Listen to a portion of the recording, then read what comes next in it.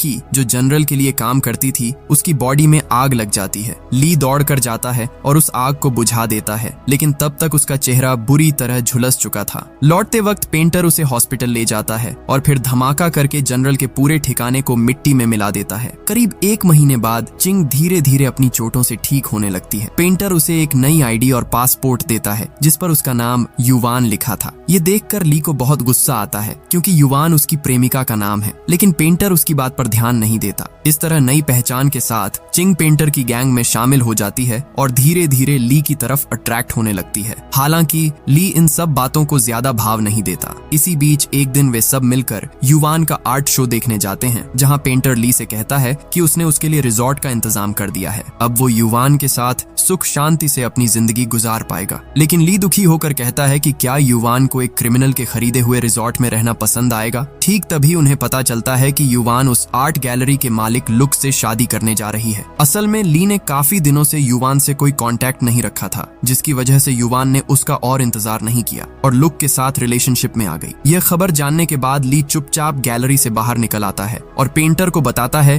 कि वह और चिंग अब यह गैंग छोड़ना चाहते हैं। पेंटर बुरी तरह भड़क कर उसे गालियां देता है और कहता है कि इंक बनाने का काम खत्म करके ही वह यहाँ से जा सकता है। इधर वह अंडरकवर ऑफिसर विंग अब भेस बदलकर सीधे पेंटर से मिलना चाहता है, लेकिन पेंटर के मन में पहले से ही शक था। वह छानबीन करके पता लगाता है कि अंकल यान नाम के उसके एक गैंग मेंबर ने एक घड़ी खरीदी है और उसे खरीदने के लिए उसने उनके अपने बनाए हुए जाली नोटों का इस्तेमाल किया है, जबकि पेंटर की गैंग का सख्त रूल है कि कोई भी खुद के जाली नोटों से कुछ भी नहीं खरीदेगा। इसका मतलब था कि यान ने रूल्स तोड़े हैं और उसकी इसी गलती की वजह से पुलिस को उनकी हरकतों का पता चल गया है। इसी वजह से पेंटर यान को सजा देना चाहता है। यान उसके सामने गिरकर गिड़गिड़ाने लगता है और अपनी पत्नी और बेटी की जान की भीख मांगता है, क्योंकि पेंटर का एक और खौफनाक नियम है, अगर कोई गलती करता है तो उसके परिवार को भी खत्म कर दिया जाता है। लेकिन पेंटर यान की रोने धोने वाली बातों पर ध्यान नहीं देता और ठंडे दिमाग से सीधे उसे गोली मार देता है। यह बेरहम कत्ल देखकर